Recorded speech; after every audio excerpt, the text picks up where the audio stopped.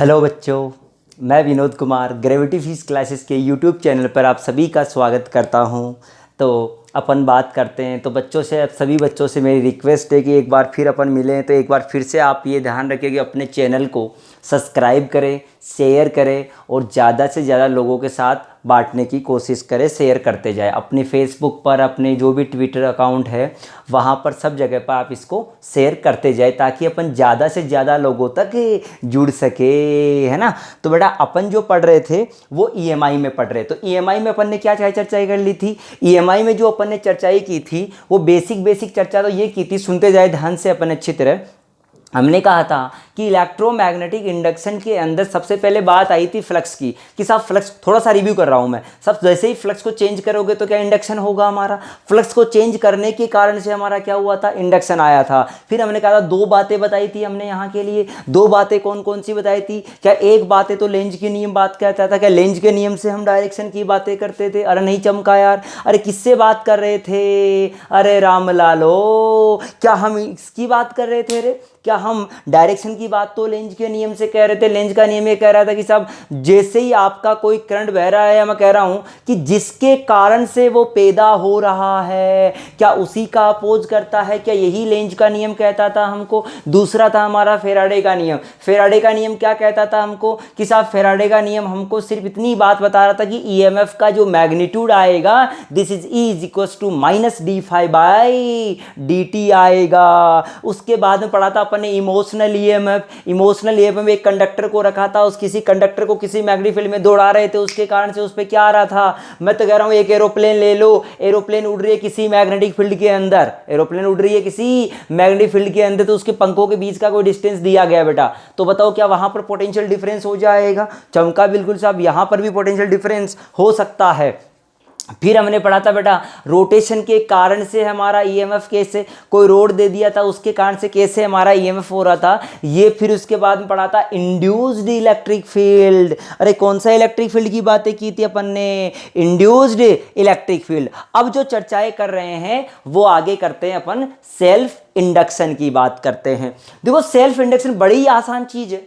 मान लो मैंने कोई सोलेनोइड ले लिया, मैंने कोई सोलेनोइड, सेल्फ का मतलब ही क्या होता है वो भी समझ आ जाएगा आपको। मैंने कहा ये मैंने सोलेनोइड लिया, जब मैंने इसमें करंट बहाई, जब मैंने इसमें करंट बहाई, बोल बहाई करंट बेटा, तो जैसे ही करंट बहाऊंगा क्या इसके अंदर, और सुन लेना कि एल इज बहुत बहुत बहुत बहुत बड़ा देन, ओहो हो उड़ गए तोते। क्या मैंने कह दिया साहब एल बहुत बहुत बड़ा है? किससे रे? आर से। अगर एल बहुत बहुत बड़ा है तो जो आइडियल सोलेनोइड होगा उसकी तरह बात करेंगे हम लोग। अरे किसकी तरह बात करेंगे? आइडियल सोलेनोइड की चर्चा करेंगे। चमका साहब, आइडियल सोलेनोइड की बात किया।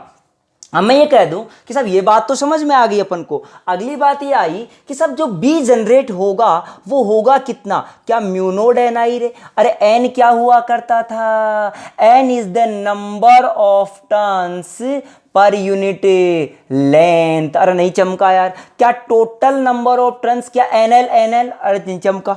अरे एक यूनिट मीटर पे हमारा एन नंबर ऑफ टर्न्स कितने हैं? छोटा सा एन। क्या बड़ा N is the total number of turns? ओहो हो, टोटल नंबर ऑफ टर्न्स। हाँ चमक गया साहब, बिल्कुल आई बात समझ में। तो हमने कहा कि एल इज बड़ा बड़ा आर है, तो हम ये कंडीशंस की बात किए। क्या ये बी आया? सोच लेना बी आया कि जब तक तुम्हारे पास करंट कांस्टेंट था तो क्या बी कांस्टेंट था? नहीं चमका यार। अरे बी कांस्टेंट था। सोच के देख, मैंने क्या कर दिया, अगर मैं फ्लक्स निकालने की कोशिश करूं, तूने क्या किया ढंग से देखना बेटा, जैसे ही करंट को कांस्टेंट नहीं रखा, या कह दूं चेंज कर दिया, अरे करंट को चेंज कर दिया, जैसे ही तूने करंट को चेंज कर दिया, क्या चेंज करने से क्या जो फ्लक्स था, सोच के देख, क्या बी आया था इस करंट के बहने से? क्या बी आया था तो कोई फ्लक्स आया होगा। फ्लक्स कितना आया? B into area, mu naught N I into area. बता कितने लूप है? टोटल एन लूप है। एक लूप का area pi R square, N loop का area N N N L L L L L L. क्या देख, B into area, area for total loops, अरे किसके कारण से आया? क्या this is the magnified due to solenoid? नहीं चमकाया। अब तू सोच के देख, अगर करंट को चेंज करेंगे, अगर करंट को, क्या फ्लक्स में चेंज आएगा? नहीं चमका यार। फ्लक्स में चेंज आएगा तो कहीं ना कहीं इंडक्शन होगा रे, कहीं ना कहीं। अब ये सेल्फ क्यों कहलाया? सब ये बात तो चमक गई अपन को कि mu naught N square L into pi into R square into I, ये बात तो चमकी हमको कि सब टोटल जो फ्लक्स आया वो ये आया। अब सोच, सेल्फ क्यों कहा इसको? सोच इसके अंदर, इस इंडक्टर में, इस सोलेनोइड में करंट बहाई गई बेटा। करंट बहाने पर खुद के अंदर करंट बहाई, तो खुद के अंदर करंट में परिवर्तन किया, तो खुद के अंदर जो बी जनरेट हुआ, उस खुद के बी में जनरेट हुआ तो उसमें परिवर्तन आया। तो क्या खुद के फ्लक्स में परिवर्तन आया? क्या वो खुद के अंदर फ्लक्स में परिवर्तन आया? उस खुदी के कारण से एक अंदर एक ऐसा हमारा जनरेशन हुआ, ऐसा एक बैटरी जैसा बन गया जो उस खुदी का अपोज करता है, जिसके कारण वो खुद ही पैदा हुआ था। उड़ गए साहब तोते। क्या उसी खुदी को हम क्या कहते हैं रे? सेल्फ इंडक्शन कहते हैं। उसी खुदी को हम क्या कहते हैं? सेल्फ इंडक्शन कहते हैं। क्या चमक गई इतनी बात कि साहब सेल्फ इंडक्शन क्या चीज आया हमारा? बोल चमका रहे ये बात। क्या सेल्फ इंडक्शन का सही तरीके से डेफिनेशन क्या हुआ? यानी ये समझ आ गया बेटा कि खुद के अंदर, जब सेल्फ के अंदर अगर कोई करंट बहाया और सेल्फ में चेंज करने के कारण से अगर उसका अपोज करने वाला एक, यह कहने का मतलब है कि मान ले तूने अगर एक सोलेनोइड ले लिया, एक कोयल ले लिया बेटा, इस कोयल को किसी वेरिएबल, ये कैसा बैटरी है रे? वेरिएबल, वेरिएबल होगा तभी तो करंट बदलेगा। चमका ही नहीं यार। क्या उसके कारण से सोच के देख, मान ले करंट बढ़ रहा है, मान ले करंट बढ़ रहा है, तो बेटा एक बात बता कि करंट बढ़ रहा है तो इसके अंदर क्या होगा हमारा?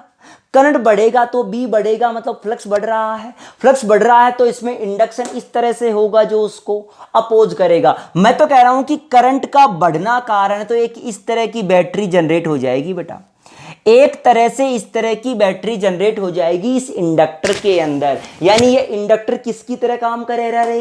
एक नकली बैटरी की तरह काम करेगा। अरे किसकी तरह काम करेगा? एक बैटरी की तरह काम करेगा जो अपोज करेगा इस cause of change in flux को। अरे चेंज ऑफ फ्लक्स को अपोज करेगा, वही हमारा क्या कहलाता है? इंड्यूस्ड सेल्फ इंडक्शन वाला ईएमएफ। बोल चमकी ये बात। अब हुआ क्या बेटा? ये तो हमको समझ में आ गई। अगर बढ़ रहा होता तो ऐसी बैटरी बनती, अगर बढ़ रहा होता तो ऐसे घटाने की कोशिश करता, क्योंकि ये अपने अंदर से कोई करंट उल्टी बहाने की कोशिश करेगा। सोच के देख, अगर इंडक्टर ऐसा होता, करंट ऐसे बढ़ रही थी, सुनना करंट ऐसे बह रही थी, क्या मैं कह दूं साहब अगर घट रही है, अगर करंट इधर की तरफ घट रही है तो क्या इधर वाली करंट को वापस बढ़ाने की कोशिश करेगा? This is the internal battery जो बना, जो सेल्फ का बना। अरे इंडक्शन का मतलब ही उसी का अपोज करना होता है जिसके कारण वो पैदा हुआ था। इसका पैदा होने का कारण था घटना, तो ये घटने नहीं देगा। बोल चमकी रही है बात इतनी तो यार। इतनी बात समझ आई कि नहीं आई रे? हाँ अब देख और सुन। क्या फ्लक्स टोटल ये आ गया बेटा? इक्वेशन नंबर 1 दे दे। एक नंबर का इक्वेशन आ गया। तुझे बोला गया, तुझे क्या बोला गया कि लॉ ऑफ सेल्फ इंडक्शन क्या कहता है? इसको रफ कर रहा हूं मैं। लॉ ऑफ सेल्फ इंडक्शन ये कहता है बेटा जी कि सब phi total is directly proportional to बहने वाली current. This is the law of self induction. Law of, भाई साहब सेल्फ इंडक्शन का जो लॉ होता है वो कहता है कि phi total directly proportional to बहने वाली करंट। चमका ही नहीं यार। तो मैंने कहा फाई टोटल प्रोपोर्शनल टू आई, तो फाई प्रोपोर्शनल जब साइन हटाते हैं तो एल इंटू, क्या एल बराबर फाई टोटल है पोन आई रे। अरे चमका ही नहीं यार। बोल आया कि नहीं आया रे? आया। दूसरा सुन ले, दूसरा सुन ले। इसका डिफरेंशिएशन कर दे बेटा। इसका डिफरेंशिएशन क्या करेगा? D phi by D T. क्या माइनस लगाएगा तो वो इंड्यूस ईएमएफ के बराबर आ जाएगा, minus L D I by D T. क्या यहां से एल का जो एक वैल्यू आया, क्या माइनस का ई upon D I by D T आया रे? चमका ही नहीं यार। बोल आया कि नहीं आया? क्या दो बातें पढ़ ली तूने यहां से? देख ढंग से देख ले बिल्कुल। क्या तूने L बराबर दो चीजें पढ़ ली? एक तो देख इसका यूनिट क्या क्या होता है। क्या वेबर पर मीटर होता है? वेबर पर एम्पियर, सॉरी बेटा, वेबर पर एम्पियर होता है। तो और सुनना, और सुनना, वेबर पर एम्पियर। एक दूसरा यूनिट और होता है जिसको कहते हैं हेनरी। अबे सोचने की बात नहीं है रामलालो। अब घोंचू, ये जो है हमारा हेनरी, वो हेनरी क्या चीज है? साइंटिफिक नेम है, कोई सोचने वाली बात नहीं है। तुम्हारा भी नाम लगा सकते हो तुम, है ना, बड़े होकर तुम तुम्हारा भी नाम पढ़ लोगे ना। तो मैंने कहा कि वेबर पर एम्पियर, या कह दूं हेनरी। हेनरी एक साइंटिस्ट के नाम पे यूनिट दिया गया, तो एल हमारा हेनरी हो गया। L Henry, L Henry. तो यहां से एक चीज समझ में आई बेटा कि इस एल का कंपैरिजन कर इससे। देख देख, तुझे कहानी कह दी, क्या कह दी कि क्या एल, इससे देख, क्या एल डिपेंड्स ऑन फाई? क्या एल डिपेंड्स ऑन आई? क्या एल डिपेंड्स ऑन ईएमएफ? क्या L depends on DI by dt? नहीं, गलत बात। ये एल इन किसी पर भी डिपेंड नहीं। याद कर, क्या याद करेगा? आर बराबर वी बाई आई। क्या सी बराबर क्यू बाई वी? चमका ही नहीं यार। क्या ये आर डिपेंड करता है वी पे, आई पे? नहीं करता बेटा। क्या क्यू पे, वी पे डिपेंड करता है? सी does not depend, but these are depends on the dimensions और the कुछ different चीजें है ना। तो मैं कह दूं एल का कंपैरिजन कर ले।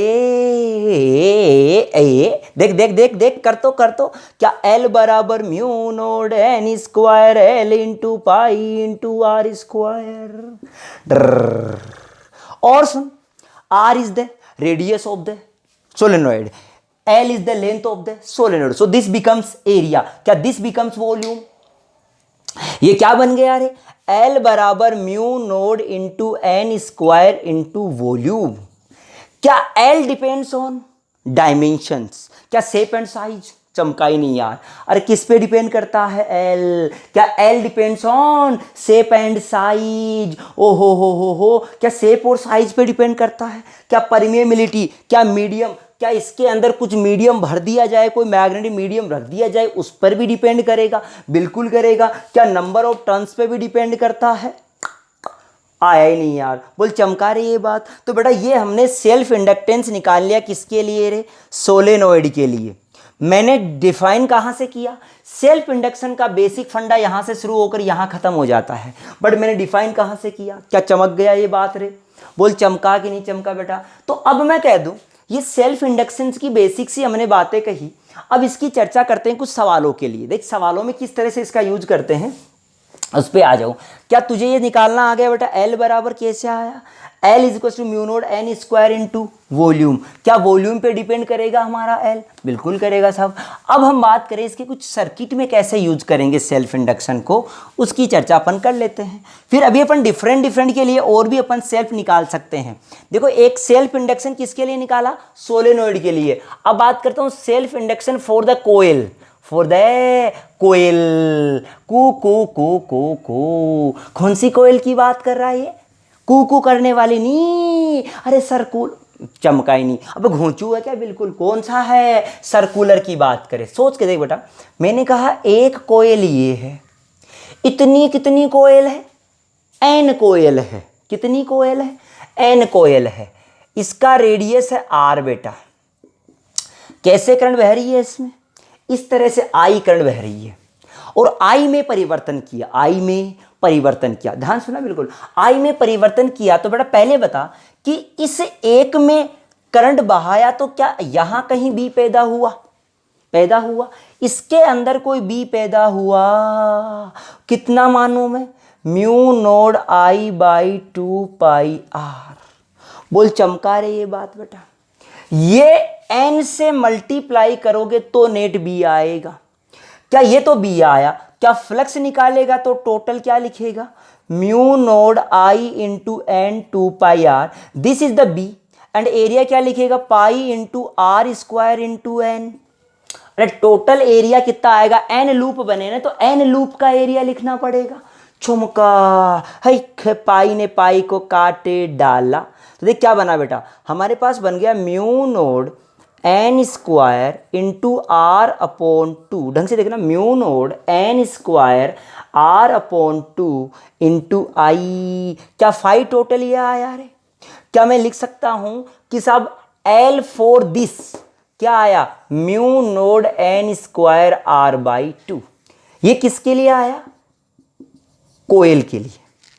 किसके लिए आ गया ये? कोयल के लिए। दूसरी बात कहूं, इंडक्टर के लिए क्या आया था? Mu naught N square into volume. बोल यही तो आया था। क्या इसमें करंट आया, कहीं ईएमएफ आया, कहीं कुछ ऐसी चीज आई? नहीं आई। इसका मतलब ये करंट पर उन चीज़ों पे डिपेंड नहीं करता। तो मैंने दो के लिए आपको सेल्फ इंडक्शन बता दिया बेटा। और भी हो सकता है किसी भी कोयल के अंदर, लेकिन सेल्फ इंडक्शन का एक कहानी होता है कि वो उसी का अपोज करता है। किसका? जिसके कारण वो खुद पैदा हुआ है, उसी का वो अपोज करता है बेटा। अब सवाल की चर्चा कर ले। इसके सवाल कैसे सोल्व करते हैं देख। मैंने कहा बेसिक सवाल की बात करूं कि जब मेरे पास एक बेसिक बता रहा हूं आपको मैंने कहा ये हमने कोई सोलेनोइड लिया बेटा, ठीक। हमने इसमें कोई करंट बहाई आई। कितनी करंट बहाई? आई। ओ, और इसमें करंट का वैल्यू बढ़ाया। करंट का वैल्यू बढ़ाया। तो मुझे बताओ कि जो, मतलब मैं एक चीज कह दूं बेटा, ये जो हमारा सोलेनोइड होता है ना, इसे इंडक्टर कहेंगे हम लोग आगे चलकर। ये जो इंडक्टर है, ये किसका काम करता है? ये मोहब्बते का अमिताभ बच्चन होता है। मोहब्बते का अमिताभ बच्चन कैसे रे? कि इसको परिवर्तन पसंद नहीं है। जैसे ही आप परिवर्तन करना चाहोगे तो ये कहता है परिवर्तन करो तो होड़े होड़े करो, एक साथ परिवर्तन ये नहीं करने देगा। चमकी ये बात। तो मैं कह दूं कि इसमें कहीं ना कहीं करंट वेरिएबल होनी चाहिए। तो बेटा क्या करंट बढ़ रही है तो ये बढ़ने नहीं देगा। तो क्या कुछ इस तरह की बैटरी बनाने की कोशिश करेगा, ये ऐसे प्लस करेगा और ये माइनस। और देख ले बेटा, मान ले ये हमारा इंडक्टर था, इसमें करंट घट रही थी, ऐसे बह रही है और करंट घट रही है। तो क्या ये घटने, तो ये क्या करेगा? वापस बहाएगा। किधर बहाएगा? जिधर पहले बह रही थी। बह किधर रही थी? इधर। क्या इधर ही बहाने की कोशिश करेगा? तो क्या इस तरह का हमारा ईएमएफ आएगा? नहीं चमका। क्या L D I by D T आया रे? क्या L D I by D T this is the EMF? बोल चमका कि नहीं रे? क्या समझ आ गई बेटा मेरी बात? तो मैंने कहा जैसा ये हमारे पास L D I by D T जो इसका बैटरी बनने का कारण बना, एक तरह से ये बैटरी की तरह काम करा। बोल क्लियरिटी आई मेरी? और सुन, और मैंने क्या कहा, जैसे मान ले ये मेरे पास कोई इंडक्टर है बेटा जी, ये 2 हेनरी, ये कितना है? 2 हेनरी। और मैंने कहा ये करंट बह रही है 1 एम्पियर। कितनी एम्पियर रे? 1 एम्पियर, ठीक। और कह दिया आपसे कि साहब इसमें जो D I by D T D, I I by D टी वो 0.5 एम्पियर पर सेकंड है। ये ए पॉइंट है, ये बी पॉइंट है। आपसे बोला गया V A minus V B बताओ। V A minus V B बताओ। तो क्या करे, सोच के देख। क्या करंट इधर बह रही है? करंट इधर बह रही है। क्या करंट बढ़ रही है कि घट रही है? घट रही है। घट रही है तो ये घटने नहीं देगा। इसमें कुछ इस तरह से बैटरी बनेगी। बोल बनेगी कि नहीं बनेगी? कि वापस उधर ही बढ़ाने की कोशिश करेगा जिधर पहले थी हमारी। तो इधर बढ़ाने की कोशिश करेगा। कितने से बढ़ाएगा रे? ये कितने की बैटरी बनेगी? L D I by D T. L का value 2 henry, D I by D T का वैल्यू 0.5। क्या दिस इज कितना वोल्ट आया रे? क्या 1 वोल्ट आ गया? नहीं चमका यार। क्या बोल क्या वी ए क्या plus 1 volt is equal to V B? क्या V A minus V B बराबर माइनस का 1 वोल्ट रे? उड़ गए भाई साहब तोते। क्या ये हायर है और ये लोअर है? ऐसा है क्या? नहीं, यहाँ ये बैटरी अंदर और लगी हुई है, ये बैटरी इसका साथ दे रही है। क्या चमकी ये बात कि साहब साथ देने वाली बैटरी कैसे होगी, अपोज करने वाली बैटरी कैसे होगी? दोनों चर्चा अपन ने कर ली। और सुने बेटा, और कर लेता हूँ 1-2 एग्जाम्पल, फिर आगे बढ़ते हैं। सोच के देख, मैंने कहा कि साहब ये हमारा इंडक्टर है बेटा, इसमें करंट बह रही है ऐसे 2 एम्पियर, और D I by D T दे दिया आपको 0.4 एम्पियर पर सेकंड। ये 4 हेनरी है, ये ए पॉइंट है, ये बी पॉइंट है। बताओ V A minus V B कितना होगा, V A minus V B कितना होगा। अब पूछ लिया तो सोच के देख, क्या करंट इधर बह रही है और करंट का वैल्यू बढ़ रहा है कि घट रहा है? बढ़ रहा है यार। अरे चमका, ये चमकना चाहिए तेरे को, ये काम की बात है तेरे लिए।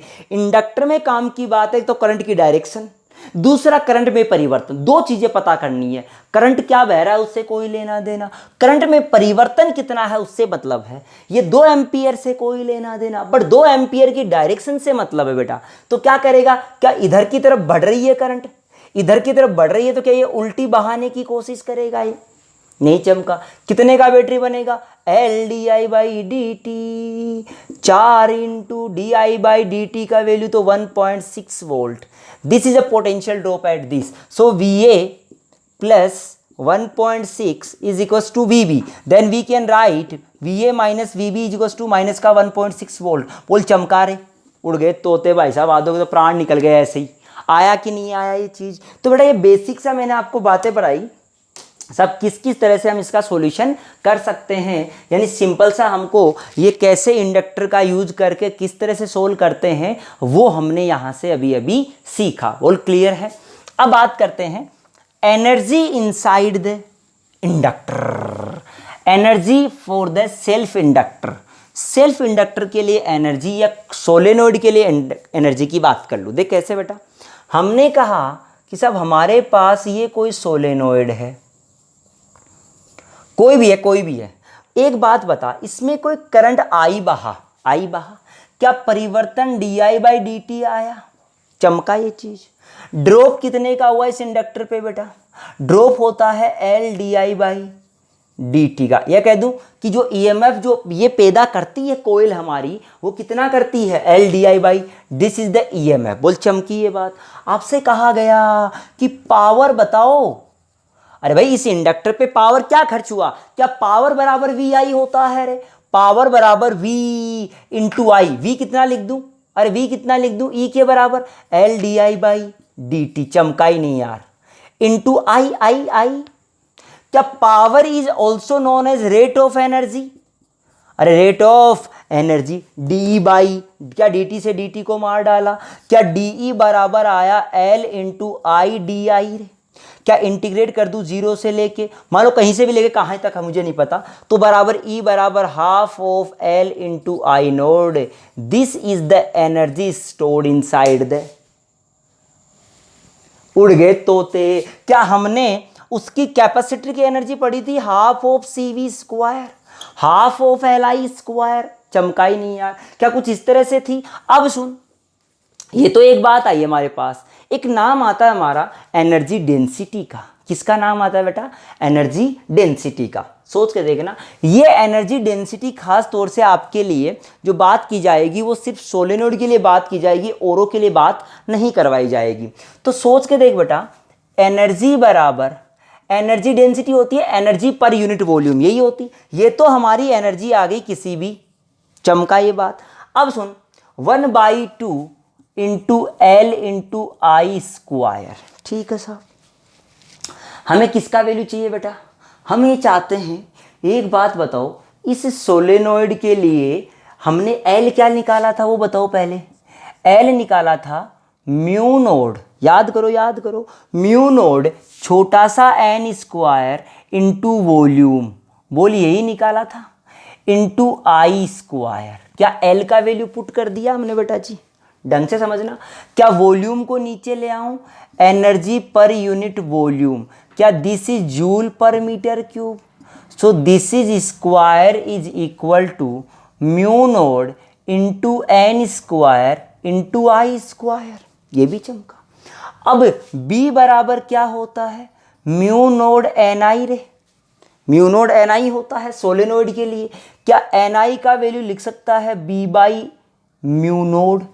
ये चमका क्या रे, इस एन आई की जगह लिख दे बेटा 1/2 mu node into B square mu nought square. क्या आंसर आएगा, half of B square by mu nought is equal to energy per unit volume. बोल चमका रे ये चीज। क्या तूने इलेक्ट्रोस्टैटिक में पढ़ा था energy per unit volume half of epsilon not E square. Ditto same formula. This is the energy density, this is also energy density, but this is the energy for the solenoid. इस solenoid के लिए क्या था हमारा, ये energy था और ये हमारा एनर्जी। इनके सवाल अब देखो, क्या एनर्जी डिपेंड्स ऑन वॉल्यूम, बिल्कुल। क्या एनर्जी शेप एंड साइज पे डिपेंड करता है, बिल्कुल करता है यार, ये बात भी चमक गई। अगला हेडिंग डालो, क्या हेडिंग डालना है बेटा, देखो एक सिंपल सर्किट, हेडिंग नहीं डालना, सिंपल सर्किट की बात कर रहा हूं मैं अभी। मैं सिंपल सर्किट को कैसे सोल्व करूंगा, एलआर सर्किट देखो, part of the LR circuit, part of LR circuit, sorry हाँ एलआर सर्किट, एलआर सर्किट का जो पार्ट है वो कैसे सोल्व किया जाएगा, सोच के देख। एक रेजिस्टेंस है, ये कॉइल है, ठीक बेटा जी। आपसे क्या बोला गया, ये हमारा ए है, ये हमारा बी है, ये 0.2 या 2 हेनरी है, ये हमारा 2 ओम है। ऐसे करंट बह रही है 1 एम्पियर की, और इसके लिए जो di/dt दिया है वो दिया है 0.4 एम्पियर पर सेकेंड। ठीक है बेटा जी।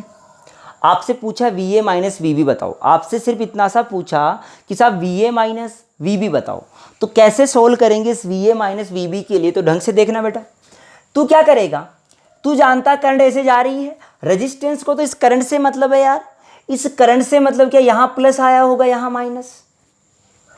क्या इंडक्टर के लिए बोल प्लस का di/dt कैसा है, प्लस का है कि माइनस का है, मतलब क्या di/dt का मतलब क्या करंट बढ़ रही है, अरे नहीं चमका यार। क्या करंट का वैल्यू बढ़ रहा है तो क्या ये इंडक्टर बढ़ने नहीं देगा, तो क्या इधर प्लस बनेगा इधर माइनस बनेगा, जिधर बढ़ रही थी उधर बढ़ने, क्या उल्टी करंट पैदा कर देगा ये इंडक्टर, कुछ इस तरह से पैदा कर देगा। अरे बोल चमकी ये बात। तो बेटा अब लिख दे, क्या VA सर्किट का बात, VA माइनस IR, फिर देख क्या again minus, again minus, again minus, अरे चमका ही नहीं यार। माइनस का L di/dt, L 2 henry, di/dt 0.4, this is equal to VB, so VA minus VB बराबर 0.8, तो 2.8 वोल्ट। बोल आया क्या रे, कर सकता है सवाल को बेटा, मैं तो कह रहा हूँ कितने ही सवाल कर ले, ये रेजिस्टेंस लगा दिया, ये इंडक्टर लगा दिया, ये रेजिस्टेंस लगा दिया, ये इंडक्टर लगा दिया, ये A है, ये B है, ये 2 हेनरी है, ये 4 हेनरी है, ये 2 ओम है, ये 1 ओम है बेटा जी। इसमें करंट बह रही है 2 एम्पियर का इधर, और जो di/dt है वो है माइनस का 0.5 एम्पियर पर सेकंड। ये क्या दे दिया आपको, di/dt दे दिया, तो सब di/dt दे दिया, ये दे दिया, सारे काम हमको दे दिए। अब सोल्व करना हमारा धर्म है यार। हमने क्या कहा, सब यहाँ से शुरुआत करो। क्या करंट ऐसे बह रही है, क्या यहाँ प्लस होना चाहिए, यहाँ माइनस, यहाँ प्लस, यहाँ माइनस। क्या रेजिस्टेंस का काम तो कंप्लीट कर लिया रे साहब। अब बात करते हैं इंडक्टर की। बोलो करंट बढ़ रही है या घट रही है, घट रही है ना, किधर की तरफ घट रही है बेटा, देख तो, क्या इस तरफ घट रही है, तो क्या ये इस तरफ बढ़ाने की कोशिश करेगा, ये इंडक्टर्स उधर उधर बढ़ाने की कोशिश करेंगे जिधर घट रहा था। अब लिख दे, क्या लिखेगा, VA प्लस का IR, I into R 2 volt, minus L di/dt, चमका रही ये बात। अब di/dt का वैल्यू क्या रख दोगे, ये लिख दोगे। ये डायरेक्शन आपने कहाँ से निकाल ली, ये माइनस, ऐसा मत करना कि माइनस के साथ में फिर वैल्यू रख दिया, अबे रामलाल हो क्या। ये माइनस किस चीज को बता रहा था, इससे आप क्या निकालोगे, डायरेक्शन ऑफ द बैटरी जो पैदा होगी, वो बैटरी कहाँ से निकाल लोगे, खोपड़ी से, खोपड़ी से। तो हमने ये खोपड़ी से निकाल लिया 0.5, और यहाँ के लिए बात करें तो बेटा प्लस का 2 इंटू 2 क्या 4 वोल्ट, अगेन यहाँ पर माइनस का 2 into 0.5, this is equal to VB। बस ये लिखना अगर तुझे आ गया तो तेरा सारा काम खत्म हो गया। This is part of the circuit of LR। अगली बात करते हैं RL सर्किट। ये तो पार्ट ऑफ द सर्किट था, यानी अब हम क्या करें बेटा, जो हमारा इंडक्टर होता है, जैसे हमने कैपेसिटर की बात की थी वैसे इंडक्टर की बात करेंगे कि सब charging of the inductor and discharging of the inductor. तो बेटा बात करते हैं RL circuit charging and discharging. पहले बात कर रहा हूं चार्जिंग की। किसकी बात कर रहा हूं बेटा जी? चार्जिंग की। तो देख चार्जिंग में क्या कहानी कहते हैं, हमने कहा सब ये रेजिस्टेंस है, ये इंडक्टर लगा दिया हमने, ये R का है, ये L हेनरी है, ये आपने इनपुट लगा दिया। हालांकि यहां मैं बैटरी से शो करूंगा बट एक्चुअली में बैटरी नहीं होती है, यहां पर ध्यान रखना इस बात का। अब सुन बेटा, जैसे ही 20 वोल्ट का बैटरी लगाया, क्या कोई करंट बहने की कोशिश करते? सोच देख, क्या जैसे ही करंट बहेगी क्या ये बहने देगा या नहीं बहने देगा? सोच के बता। ये कैसे बहने देगा? di/dt कितना है? 0। अगर di/dt 0 है तो बेटा ये किसकी तरह काम करेगा? मैं ये कह दूं कि t बराबर 0 पे ये जो इंडक्टर होता है वो टूटे हुए तार की तरह व्यवहार करता है, तार की तरह बिहेव करता है एट t बराबर 0 पे। इनिशियली में ये किसकी तरह काम करता है बेटा? टूटे हुए तार की तरह। अगर आपने किसी इंडक्टर से करंट बहा दी डीसी तो उसमें बहेगी नहीं, उसमें बहेगी नहीं, यानी ये टूटे हुए तार की तरह बिहेव करता है। याद कर, इसी के जैसे मैंने कैपेसिटर पढ़ाया था। क्या t बराबर 0 पे कैपेसिटर पे पोटेंशियल ड्रॉप 0 था? तो ये किसकी तरह काम कर रहा था? एक कंडक्टिंग वायर की तरह। तो क्या इसमें करंट का वैल्यू 0 बहेगा t बराबर 0 में? सर्किट में जो करंट का वैल्यू बहेगा वो t बराबर 0 पे कितना बहेगा? 0। कोई करंट, क्योंकि सारा का सारा पोटेंशियल कौन ड्रॉप कर देगा? अरे इंडक्टर कर देगा। अब तू सोच के देख, किसी t समय के बाद अगर मैं कह दूं कि सब इस पे कोई भी पोटेंशियल का ड्रॉप होगा वो IR, ये प्लस का ये माइनस का, मैं कह दूं L di/dt, इस पे कितना होगा बेटा? L di/dt। बोल चमका ये बात? तो भाई साहब इस पे जो ड्रॉप होगा वो L di/dt होगा, इस पे कितना होगा? IR। बोल चमक गई ये बात? मैं ये कह सकता हूं कि जो V बराबर आया, अरे V बराबर, ये जो V बराबर आए, हाँ तो मैंने क्या कहा कि हम बात करते हैं LR सर्किट के चार्जिंग की, यानी जो इंडक्टर होता है वो चार्ज कैसे होता है उसकी चर्चा अपन कर लेते हैं। तो इंडक्टर में हमने कह दिया बड़ा रेजिस्टेंस के साथ में इंडक्टर को लगा दिया, इंडक्टर को लगा दिया 20 वोल्ट से लगा दिया। अब तुम बताओगे जो 20 वोल्ट था, ये जो हमने लगाया था, क्या वो दोनों पे ड्रॉप होगा? तो क्या V नेट बराबर VR प्लस VL होना चाहिए? और क्या V बराबर IR, इसको क्या लिख सकता हूँ बेटा? IR, VR को IR प्लस L di/dt। अरे नहीं चमका यार, अरे क्या होना चाहिए? L di/dt होना चाहिए। ओ हो, यहाँ से एक चीज़ देख बेटा, क्या I और L को इधर से ऐसे कर ले, इसमें V minus IR is equal to L di/dt। I वाले टर्म को एक तरफ ले ले, बाकी को एक तरफ ले ले, तो मैंने लिख दिया कि di/V minus IR is equal to, क्या लिख देता हूँ? L into dt/L। देखो यही आएगा क्या? इसमें से R कॉमन ले लो बेटा, इसमें से R कॉमन ले लो, क्या बचेगा? तो V/R, R यहाँ आ जाएगा, यहाँ R चला जाएगा, ये भी बात चमक गई। अब इसका इंटीग्रेशन कर दो, सब करंट कितनी बहेगी इनिशियली में? t बराबर 0 पे इसमें करंट कितनी बहती है? 0 करंट बहती है। किसी समय t पर करंट बहती है मैक्सिमम। तो हमने ये कह दिया बेटा, ये आ जाएगा, देखो इसका इंटीग्रेशन करोगे तो ln आएगा, ln मत नेट कर रहा हूँ रे भाई, नेट लिख दो, फाइनल आंसर आएगा I बराबर I node into 1 minus e की पावर t/τ। याद है? ई की पावर t/τ। आई नोड क्या है हमारा? Maximum current. वो कितनी आएगी? वो आएगी V/R, वो तब आएगी जब बहुत लंबे समय के बाद करंट बढ़ते किसके बराबर हो जाएगी बेटा? मैक्सिमम के बराबर। बढ़ते किसके बराबर हो जाएगी? मैक्सिमम के बराबर। This is I node. और ये टाउ क्या हुआ करता था? याद कर, टाउ बराबर उसमें कैपेसिटर में पड़ा था RC, कैपेसिटर में क्या पड़ा था? RC। यहाँ होगा L/R। अरे क्या होगा? L/R को बोलेंगे हम लोग टाउ। This is second. अरे ये क्या बना हमारा? टाइम कांस्टेंट क्या सेकेंड होना चाहिए रे? क्या टाउ? ये समझ आ गई मेरी बात बेटा? देख ली, t बराबर 0 रख दे, t बराबर 0 तो ये 0, तो किसी की पावर 0 मतलब 1, 1 माइनस 1 मतलब 0। क्या आई इनिशियली एट, ओहो, यानी आपको ये कंडीशन मिल गई कि t बराबर 0 पे सर्किट में करंट कितना होता है, कोई करंट नहीं बहता है। और t बराबर इन्फिनिटी पे सर्किट में जो करंट होता है वो मैक्सिमम होता है कितना, क्या v बाई आर होना चाहिए, उससे कम करंट, उससे वो क्या करंट रहता है हमारा, वो करंट हमारा मैक्सिमम होता है। बोल चमक गई क्या बात। अब देख इसका एक ग्राफ भी बनाया जाता है बेटा, एक्सपोनेंशियल ग्राफ बनना चाहिए। ये मैंने चार्जिंग का बता दिया। अब तू बता क्या डिस्चार्जिंग तू खुद लिख सकता है। अरे डिस्चार्जिंग के लिए क्या होना चाहिए, याद कर, क्या ऐसे ही मैंने कैपेसिटर बताया तो आई बराबर आई नोड ई की power T by tau, this is the discharging. ये क्या है हमारा डिस्चार्जिंग। दोनों का ग्राफ बना देते हैं बेटा। हमने कहा सब चार्जिंग की बात करें, पहले बात करें किसकी, चार्जिंग की, ग्रोथ सर्किट की। तो बोल क्या होना चाहिए, क्या करंट का वैल्यू बढ़ रहा है कि घट रहा है, क्या बढ़ रहा है क्या। अरे ये जो वैल्यू आएगा करंट का, ये कैसा आएगा, V बाई आर आएगा, दिस इज आई नोड, ये हमारा मैक्सिमम आएगा। बीच में कहीं पर एक समय आएगा t बराबर टाउ के, जो आएगा L बाई आर, किसके बराबर आएगा, अगर समय L बाई आर है वो समय होता है जब हमारे पास, देख हमने पढ़ा था I बराबर आई नोड 1 माइनस 1 अपॉन ई की पावर 1।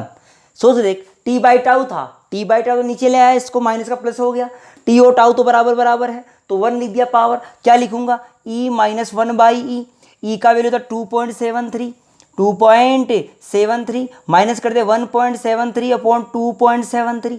अरे नहीं चमका यार, बोले वैल्यू कितना आएगा, मेरे हिसाब से वैल्यू आएगा 0.63 इंटू आई नोड। यानी ये वो करंट हो जाएगी बेटा जो मैक्सिमम का कितना परसेंटेज आ गई। यानी टाउ जो है, जो टाइम कांस्टेंट है, वह समय होता है जब हमारी करंट कितनी ग्रोथ कर जाती है, रे 63% ग्रोथ कर जाए। अगर हम बात करें डिस्चार्जिंग की, डीके की बात करें बेटा, डिस्चार्ज होने की बात करेंगे तो हमारे पास कुछ इस तरह का ग्राफ आएगा आई का टी के साथ। अब जो हमारा टी बराबर टाउ आएगा वो समय आएगा जब हमारा कितना परसेंटेज रह जाए बेटा, 37% हमारी मैक्सिमम करंट हो जाए। अब ये डीके आ गया, तो क्या ग्रोथ और दोनों के लिए सवाल आ गया, तुमने सोल्व कर लिया बेटा। कई बार आपको कहता है टी बराबर 1 सेकेंड और टी बराबर 2 सेकेंड पे करंट का रेशियो बताओ, तो क्या करंट का रेशियो निकाल सकता है, टी बराबर 1 सेकेंड पुट कर देना इसमें, आई बराबर आई नोड ई 1 माइनस ई की पावर टी बाई टाउ, क्या इसमें पुट कर देगा तो तेरे पास आंसर आ जाएगा। ये सब खत्म हो गया हमारा किसका काम, ये हो गया बेटा म्यूचुअल इंडक्शन का, सॉरी सेल्फ इंडक्शन का। अगला हेडिंग डालो म्यूचुअल इंडक्शन। म्यूचुअल इंडक्शन क्या होता है, बड़ा ही इंपॉर्टेंट टॉपिक होता है, क्योंकि आपका जो ट्रांसफार्मर होता है वो म्यूचुअल इंडक्टर पे ही बेस्ड होता है। तो हेडिंग डालो म्यूचुअल इंडक्शन। म्यूचुअल इंडक्शन बेटा कहानी वैसी की वैसी बताऊंगा जैसे पहले बताया था। फिलहाल मैं बात कर रहा हूँ म्यूचुअल किसके लिए बेटा, याद कर ले, कोयल के लिए। किसके लिए बात कर रहा हूँ, कोयल। कौन सी कोयल की बात कर रहा हूँ वो भी सुनते जाना। मैंने कहा सब एक कोयल हमारे पास ये है बेटा, इसमें कोई करंट बह रही है I1, इसमें नंबर ऑफ टर्न्स है N1, I1 करंट बहा, N1 टर्न्स है, और हमने कह दिया इसके अंदर जो हमारे पास जो रेडियस है बेटा वो है R1। ये क्या है, R1। इस तरह से हमने कह दिया, और ये हमारी एक्सेस हो गई। इसकी एक्सेस पे एक दूसरी रखी गई है मैंने सोलेनोइड, कोई भी रख दी नीचे बेटा। ये हमारा कैपिटल R डिस्टेंस है, ये क्या है हमारा capital R distance, this is the radius of the this, है ना, ये कैपिटल R डिस्टेंस है। अब मैं ये कह दूं ये R1 था, ये R2 है, ये N2 है, ये अब इसमें जो करंट बहेगी क्या बहेगी वो आपको सोल्व करना है। क्या करना है बेटा, सोच के देख क्या। और सुन, इसमें कंडीशन दिया गया आपको कि R1 बहुत बड़ा है कैपिटल R से। अगर R1, सॉरी उल्टा लिख दिया मैंने, ये जो R है ये बहुत बड़ा है किससे, R2 से। अगर मैं ये कह दूं कि ये वाला वैल्यू बहुत ज़्यादा बड़ा है इसके लिए, इसका मतलब क्या, इसको पॉइंट जैसा मान सकता हूं। तो सोच के देख, इसके कारण से कोई B आएगा यहाँ पर, इस रिंग के कारण से उसकी एक्सेस पे B कितना आएगा बता, क्या B बराबर mu nought N1 into I1 into R square, याद करता जा, R1 square upon 2 into R1 square plus capital R square की पावर 3/2। क्या यही आया था? ढंग से देख ले। अब मैं ये कह दूं कि साहब ये तो हमारा क्या है, बहुत बहुत बड़ा, ये R बहुत बहुत बड़ा है, तो हम क्या लिख देंगे बेटा, उसको अलग रूप से लिख देंगे। यहाँ पहुँच गए, अब यहाँ पर B आ गया तेरे पास, तो बोल यहाँ के लिए अगर तेरे को B मिल गया तो तू क्या फ्लक्स लिख सकता है बेटा? फ्लक्स क्या लिखेगा? B इंटू इसका एरिया, इसका area flux on 2 due to 1, ये 2 नंबर पर किसके कारण से? 1 के कारण से। वो कितना आएगा? B due to 1 into pi into R2 square into N2। This area is area of second. अरे भाई इसका काम था यहाँ B देना, क्या B दे दिया उसने? कितना B दिया? क्या B को यहाँ लिख देंगे, काम खत्म हो गया हमारा। तो बेटा यहाँ से आंसर लिखोगे flux on 2 due to 1, B1 का भी लिखो mu nought N1 N2 R1 square pi into R2 square into I upon 2 R1 square capital R square की पावर 3/2। क्या ये कौन सा I था रे? अरे ये I कौन सा है? I1, ये I1। क्या फाई, अब लो क्या कहता है बेटा अपन को? म्यूचुअल इंडक्शन का लो ये कहता है कि फाई ऑन 2 ड्यू टू 1 या phi on secondary is proportional to I of primary, यानी जो प्राइमरी कोयल में जो I बह रहा था उसके कारण से सेकेंडरी में जो फ्लक्स आएगा वो फ्लक्स डायरेक्टली प्रोपोर्शनल होता है। जब प्रोपोर्शनल को हटाओगे तो एक कांस्टेंट क्या आता है बेटा? हमारा M आता है। इसी M को हम क्या कहते हैं? Mutual induction. वही M बराबर देखो 5P 5 second upon I primary, या मैं कह दूं देखो क्या, अब सोच वही बात यहां पर आ जाती है बेटा। क्या हम ये कह सकते हैं क्या M डिपेंड्स ऑन फाई? नहीं। क्या M डिपेंड्स ऑन I? नहीं। किस पे डिपेंड करता है? डायमेंशन पे डिपेंड करता है, शेप एंड साइज पे डिपेंड करता है, ओरिएंटेशन पे डिपेंड करता है, परमिएबिलिटी पे डिपेंड करता है। अब सुन, क्या ये किसके लिए आ गया? ये M आया हमारा किसके लिए? देखो क्या इन चीज़ों पे, इन चीज़ों पे डिपेंड करता है हमारा M। तो M डिपेंड्स ऑन, देखो डायमेंशंस पे डिपेंड करता है, ओरिएंटेशन पे भी डिपेंड करता है बेटा, किस तरह से आपने रखा है उस चीज़ पे भी डिपेंड करता है। बोल चमका रहे ये बात, ये हमने किसके लिए निकाल दिया? कोयल के लिए। कई बार आपको जो कंडीशन इनके अनुसार कही गई है, कौन बड़ा कौन छोटा, उसका सवाल भी हम कर सकते हैं कि R इज बहुत बहुत बड़ा देन R1, तो भी आप आंसर लिख सकते हो यार। लिख सकते हो कि नहीं लिख सकते? तो बेटा ये कहानी हमने सोल्व कर ली। क्या म्यूचुअल इंडक्शन की बात समझ में आ गई तुमको? यहाँ तक ये कोयल की बात की। मैं कह दूं कि mutual induction due to a solenoid, या कह दूं एक बार कोयल की बात करते टू रिंग। मान लो एक हमारा ये था जिसमें करंट बह रही है I1, इसमें है N1 टर्न, इसका रेडियस है बेटा R1। एक दूसरा कोयल है अंदर, इसका टर्न है N2, इसका रेडियस है R2। बोल चमक गई इतनी बात है। आपको बोला गया इस 2 नंबर अंदर वाले में बहने वाले के लिए म्यूचुअल इंडक्शन बताओ इनके लिए। तो मैं क्या कह सकता हूँ बेटा कि सबसे एक काम कह दिया आपको, R1 बहुत बहुत बड़ा देन R2।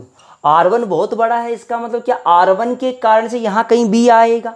बताओ, इससे पास होने वाला फ्लक्स निकालना है तुझे। तो किससे? सेकेंडरी वाले से, दूसरे वाले से पास होने वाला फ्लक्स निकालो। तो वो फ्लक्स निकालने के लिए phi on 2 due to 1 is equal to B due to 1, due to 1 into area of 1, area of 1। बोल B बता इसके कारण से कितना आएगा? इसके सेंटर पे mu node I1 upon 2 pi into R1। कितने टर्न्स बोले बेटा? N1। अरे म्यू नोड टू R, ये हमारा रिंग के कारण से हुआ करता। कितनी रिंग है? N1। ये तो B आ गया इंटू एरिया अंदर वाले का लिखोगे। अंदर वाला क्या लिखोगे? पाई into R2 square into N2, क्योंकि इतने N लूप रहे होंगे। क्या 5 ऑन 2 ड्यू टू 1? तो हमने कैसा 5 on 2 due to 1 is equal to mu nought N1 N2 pi R2 square upon 2R1, this is I1। So we can say this is the mutual induction. ये सीधा सीधा रटना नहीं है बेटा, मेरा मेथड आना चाहिए। रटोगे तो इस बात को भूल जाओगे। फिर बोल देता हूँ, ये हमारा किसका वैल्यू आ गया रे? क्या इंडक्शन आ गया हमारा? किसके लिए? Mutual induction. बोल आया कि नहीं आया? अब बात करते हैं बेटा म्यूचुअल इंडक्शन किसके लिए? सोलेनॉइड के लिए। अरे म्यूचुअल इंडक्शन किसके लिए? सोलेनॉइड के। अभी किसके लिए कर रहे? दोनों किसके लिए किया हमने? कोइल्स के लिए। अब बात करते हैं सोलेनॉइड के लिए म्यूचुअल इंडक्शन फॉर सोलेनॉइड। देखो कैसे, मैंने कहा सब हमारे पास एक ये सोलेनॉइड है बेटा जी, ठीक साहब, इसमें करंट बहा I, इसका I1, इसमें नंबर ऑफ टर्न्स है N1। ध्यान सुनना, नंबर ऑफ टर्न्स कौन से है? पर यूनिट लेंथ पर। L इसका क्या है? लेंथ। और R1 इसका क्या है? रेडियस। ध्यान से सुनना, एक दूसरा कोयल और है बेटा इसी के अंदर, जिसके अंदर नंबर ऑफ टर्न्स है हमारे N2 पर यूनिट लेंथ पे, और जो क्या बोलते हैं रेडियस है वो R2।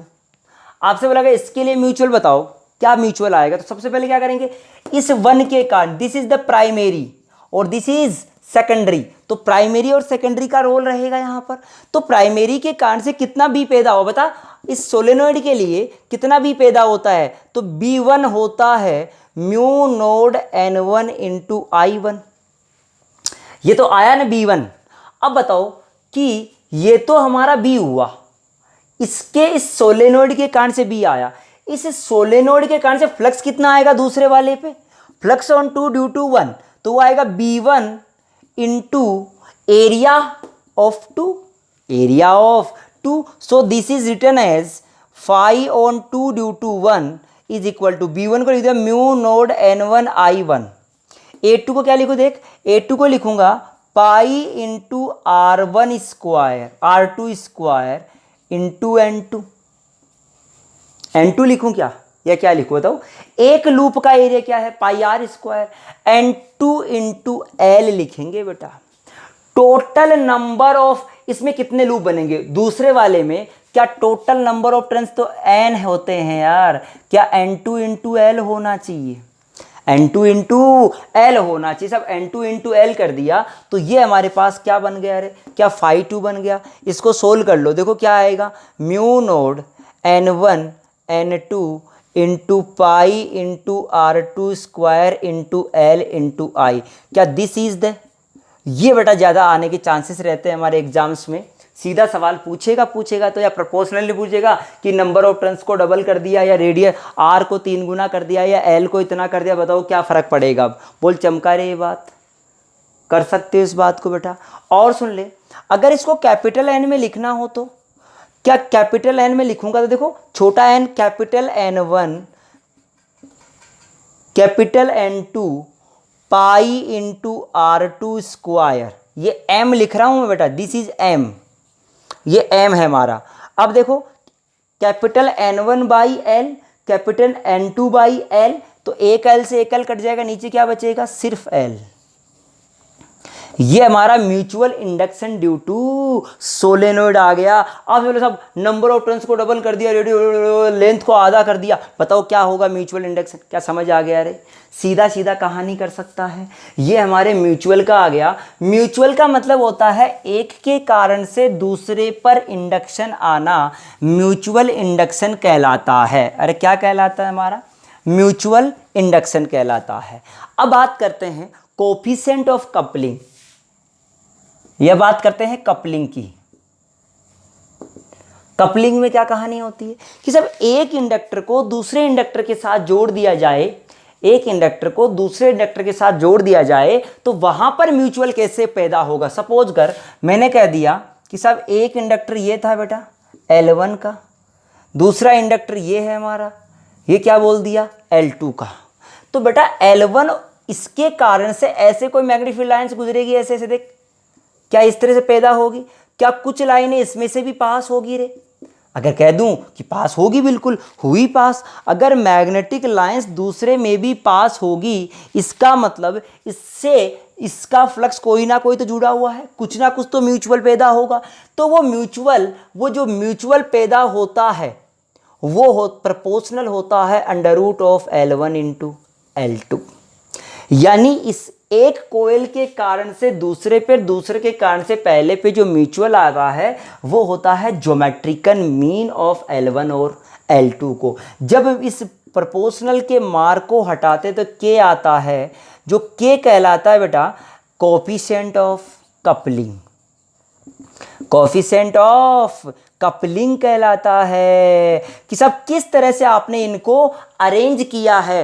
कोफिशिएंट ऑफ कपलिंग का मतलब होता है कि सब ओरिएंटेशन, मैं तो ये कह रहा हूँ ओरिएंटेशन, ये किस बात को बताता है, एक तरह का ओरिएंटेशन बताता है, क्योंकि K का वैल्यू जो आएगा वो 0 से 1 के बीच आएगा हमेशा।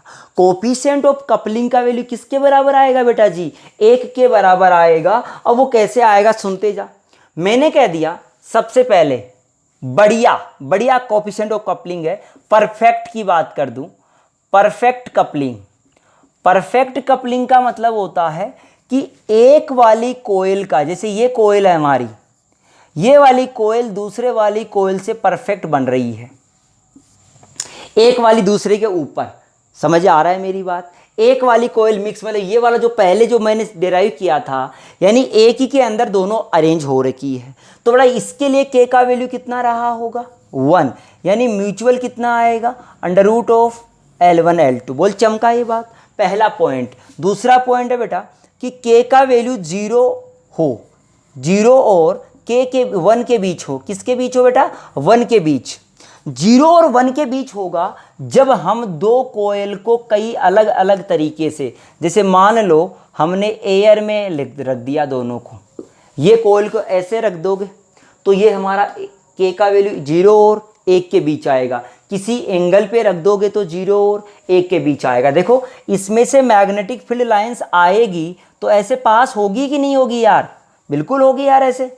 देखो लेकिन सारी की सारी नहीं होगी, देखो सारी की सारी, इसका मतलब 0 और, यानी मैं ये कह दूं कि अगर जितना फ्लक्स इसमें जनरेट हो रहा उतना का उतना इससे पास होगा तो K बराबर बढ़िया म्यूचुअल पैदा करेगा, और कम हो रहा है तो ये बेकार करेगा। बोल समझ आ गई कहानी। ये दो कंडीशन होगी बेटा। तीसरी कंडीशन में क्या कहता है, तीसरी कंडीशन में ये कहता है कि सब हमारे पास कोई कपलिंग हुई लेकिन बेकार कपलिंग। अरे कैसा हुआ, बेकार कपलिंग हुआ। हो बेकार कपलिंग का मतलब के बराबर 0, यानी M तो हुआ ही नहीं।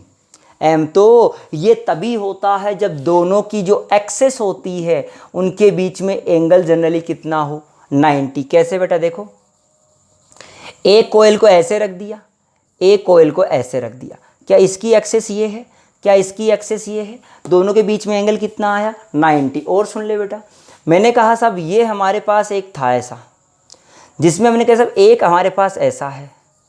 देखो दोनों की एक्सेस पैरेलल भी है, अब की बार तो यहां तक ये कोयल है और यहां तक ये कोयल है बेटा, ऐसे हवा में है, इनके लिए K का वैल्यू कितना आएगा 0।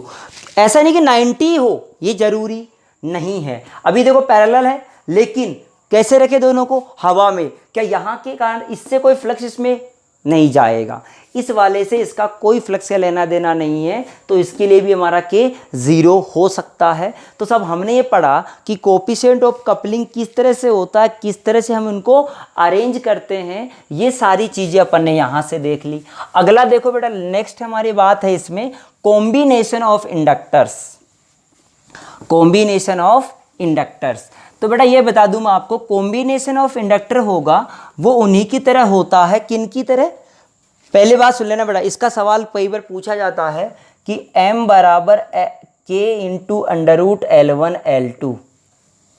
जैसे आपसे कह दिया L1 का वैल्यू 2 है, L2 का वैल्यू 8 है, K का वैल्यू 0.4 है, बताओ M का वैल्यू कितना। सीधा सीधा सवाल आता है, कोई सोचने वाला मेथड नहीं लगाना है, ट्रिकी सवाल है, सीधा कर दो, खत्म कहानी। मैं नहीं कराऊंगा ऐसा सवाल, मैं जहाँ ज़रूरत होती है वही सवाल ज़्यादा करवाता हूँ, नहीं तो नहीं करवाता। मैंने शुरुआत में खूब सवाल कराए बेटा, इनके सवालों की इतनी ज़रूरत नहीं है, तुमको सीधे सीधे आ जानी चाहिए। अब मैं बात कहूँ, मैंने कहा कॉम्बिनेशन ऑफ इंडक्टर्स। देखो पहला नाम बोला सीरीज कॉम्बिनेशन बेटा, डफली वाले डफली बजा बजा। देखो बेटा मैंने कहा एक इंडक्टर हमारा ये है, एक इंडक्टर हमारा ये है, मैंने कह दिया ये L1 है ये L2 है। बता दोनों में से जो करंट जाएगी वो सेम जाएगी, श्योर है इस बात के लिए। अभी मैं म्यूचुअल को नहीं मान रहा, जब तक म्यूचुअल नहीं है कुछ बात मत करो। मैंने कहा कि सब करंट जाएगी वो सेम जाएगी, तो मैं कह दूं कि जितना पोटेंशियल यहाँ ड्रॉप हुआ V1 V2, तो क्या V बराबर V1 प्लस V2 होना चाहिए रे, होना चाहिए। दूसरा क्या V बराबर L di/dt, चमका ही नहीं यार, तो इसके लिए जगह लिख दूंगा L equivalent into di/dt is equal to L1 di/dt, minus भी आएगा साथ में, माइनस L2 इंटू di/dt। क्या ये तो सेम था हमारा, काट डालो। क्या L इक्विवेलेंट बराबर L1 प्लस L2 आया, नहीं चमका यार। ये तब की बात थी जब सीरीज में लगाए तो किसकी तरह बिहेव करते हैं मेरा, रेजिस्टेंस की तरह। अब मैं कह दूं इसमें तो म्यूचुअल क्या माना था आपने, जीरो। अगर यार ऐसे म्यूचुअल भी तो हो सकता था। याद रखना कि if mutual is consider, mutual is consider, अगर म्यूचुअल को मान लिया जाए तब हमारे पास जो L इक्विवेलेंट आएगा L1 plus L2 plus minus 2m plus minus, या कह दूं L1 plus L2 plus minus के 2k into under root L1 L2। ये 2 क्यों लिखा रे बेटा, ये प्लस माइनस पे क्यों लिखा, 2 का मतलब इसलिए, अरे इसके कारण से इसमें पैदा हो सकता था, इसके कारण से इसमें पैदा हो सकता था, बराबर होगा हमेशा। इसके कारण से इसमें, इसके कारण से इसमें, दोनों से पैदा हो सकता, दोनों में करंट वेरी है यार, तो दो को डबल कर दिया। अब डबल के साथ में एक प्लस माइनस लगा दिया। प्लस का मतलब है अगर साथ देने वाला हो, साथ देने वाला सेम नेचर का हो, दूसरा माइनस यानी अपोज करने वाला हो, अपोज करने वाला हो। अरे नहीं चमका यार, क्या L1 L2 प्लस और माइनस, सारी चर्चा समझ में आ गई तेरे को कि म्यूचुअल में किस तरह बातें करेंगे हम लोग। तो सब ये हमारा कॉम्बिनेशन ऑफ म्यूचुअल इंडक्टेंस हो गया इन सीरीज। अब बात करते हैं बेटा पैरेलल की बातें हम लोग। पैरेलल में ऐसा कर लेंगे हम लोग, पैरेलल में क्या आएगा, अगर पैरेलल कॉम्बिनेशन की बात करूँ, सोच के देखिए, ढंग से देखना बेटा, सर्किट हमको नहीं मतलब कोई, क्या दोनों में पोटेंशियल सेम सेम है, क्या इसमें जितनी करंट जाएगी, मैं कह दूं इसमें गई I1 इसमें गई I2, क्या इसमें I होगी, क्या I बराबर I1 प्लस I2, नहीं चमका। क्या di/dt बराबर di1/dt प्लस di2/dt, बिल्कुल आया यार।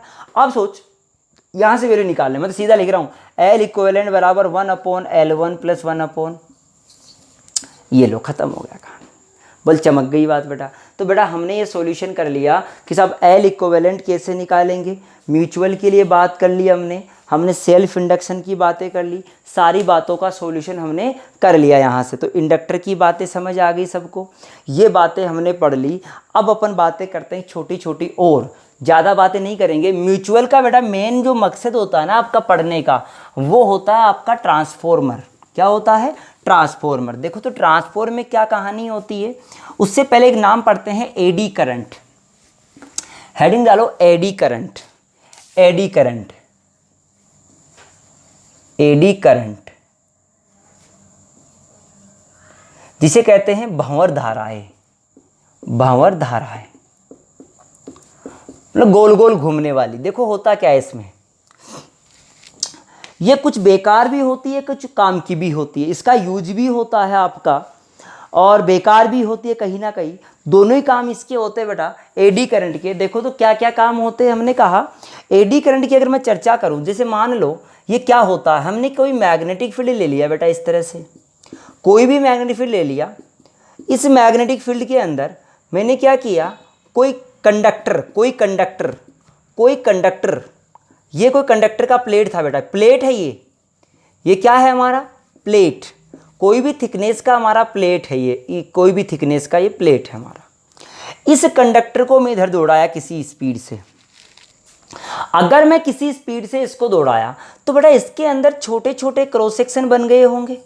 छोटे छोटे क्रॉस सेक्शन में दौड़ने से क्या फ्लक्स में कोई परिवर्तन, अरे इंडक्शन हुआ नहीं हुआ, क्या फ्लक्स में कोई चेंज आया? एक एरिया ले लिया, कोई क्रॉस सेक्शन, भाई छोटे छोटे एरियाज ले लिए कोई भी, तो उनके अंदर जैसे ही इसको दौड़ाएंगे तो अंदर ही अंदर क्या होगा बेटा, लूप्स क्रिएट हो जाएंगे। उस लूप के अंदर हमारी क्या बन जनरेट हो जाएगी, हमारी एक करंट पैदा हो जाएगी। मैं तो ये कह रहा हूँ, जैसे मान लो हमारी जो धरती है ना, धरती, उसके कारण से मैग्नेटिक फील्ड है हमारे यहाँ, बिल्कुल है। एक कोई भी एक मेटल का टुकड़ा ले लो, उसको बांध के इसको हिला के छोड़ दो, तो बेटा उसके अंदर भाई एक फ्रिक्शन तो लॉस होता ही होता है, दूसरा एक एडी करंट लॉस भी होता। कैसे? अगर वहाँ मैग्नेटिक फील्ड बहुत हाई लगा दोगे, अगर मैग्नेटिक फील्ड हाई लगा दोगे, तब अगर आप हिलाओगे तब वहाँ पर देखना, वहाँ पर करंट का वैल्यू ज़्यादा पैदा होगा और वो ऑब्जेक्ट जो होगा आपका वो गर्म हो जाएगा। वो गर्म कहाँ से होगा? उसमें कौन सी एनर्जी आई बेटा? Magnetic energy. यानी इसमें कोई करंट बही तो इसका खुद का कोई रेजिस्टेंस रहा होगा। अगर खुद का कोई रेजिस्टेंस हुआ तो क्या हुआ? क्या ये जो एडी करंट थी उसने हीट का लॉस किया, हमारा हीट के रूप में काम आई रहे यहाँ पर।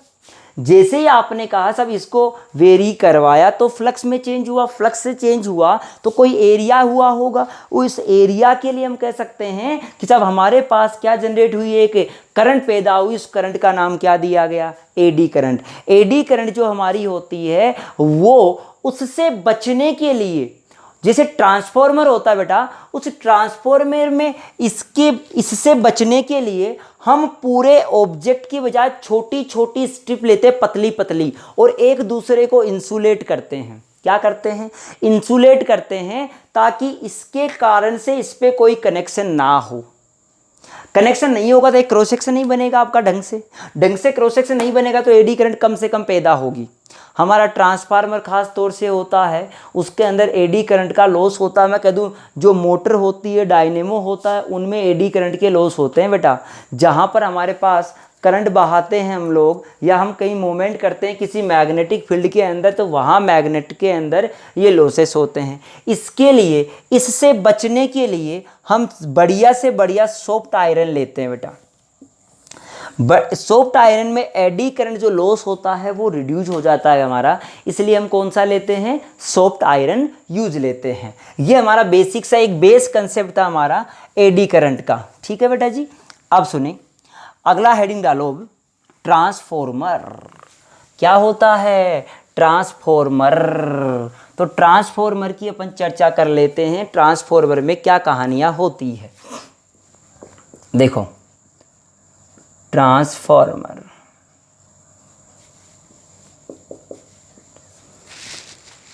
आपने देखा होगा कि बहुत दूर से हमारे पास घरों पे लाइटें आ रही होती है।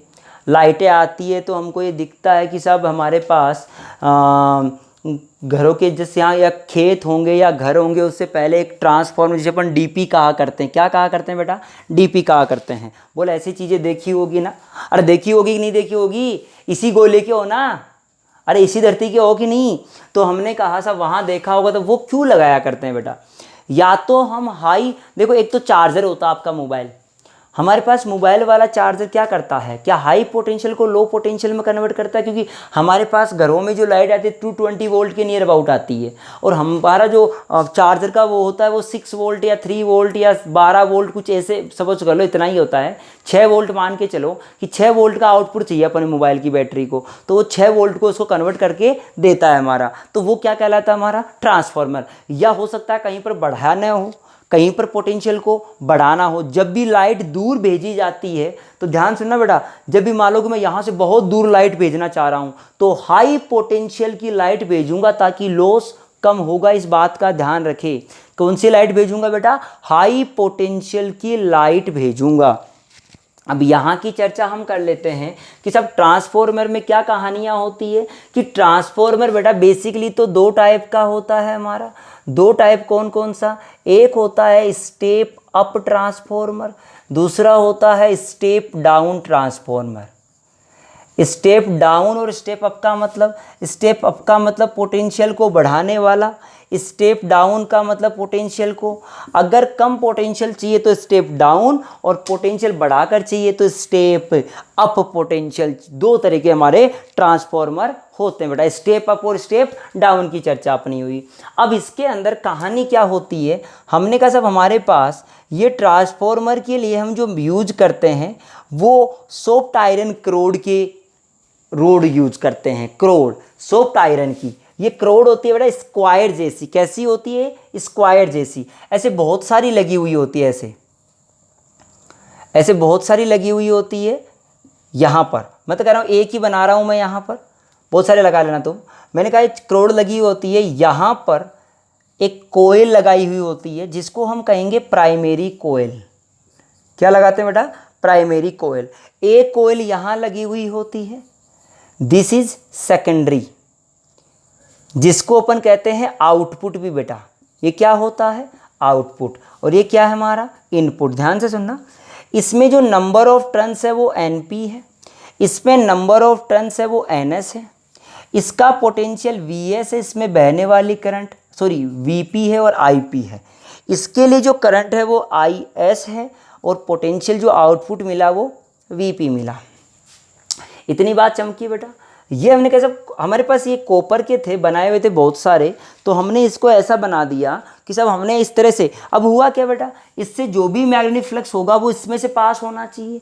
ये स्ट्रिप इस तरह से क्यों ली जाती है, एक तो एडी करंट के लॉस को बचाने के लिए ली जाती है बेटा, दूसरा हमारा जो फ्लक्स है वो लीकेज ना हो, फ्लक्स को रोकने के लिए भी हम इसका इस्तेमाल करते हैं, क्योंकि ज़्यादा से ज़्यादा फ्लक्स उस सॉफ्ट आयरन के अंदर ही बाहर नहीं जा पाएगा। तो मैंने ये कहा बेटा ये प्राइमरी है, तो बताओ इनपुट पावर कितना हो गया, पावर इनपुट बेटा, इनपुट पावर की बात करूंगा तो power is equal to VP into IP होना चाहिए। बिल्कुल चमका यार, हाँ सब VP इंटू IP। दूसरा सुनना बेटा, पावर आउटपुट की बात करूं तो आउटपुट में क्या VS इंटू IS होना चाहिए। क्या ये पावर की बात आई, मैंने कह दिया कि हमारे पास आइडियल ट्रांसफॉर्मर है।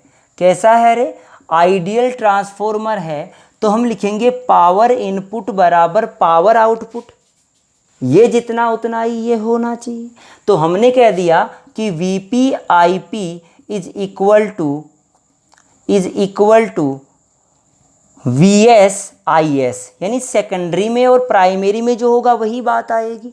हम कह दें VS अपॉन VP, ध्यान से देखना, VS upon VP is equal to IP upon IS, IP upon IS, this is equals to NS upon NP। This is also known as turn ratio.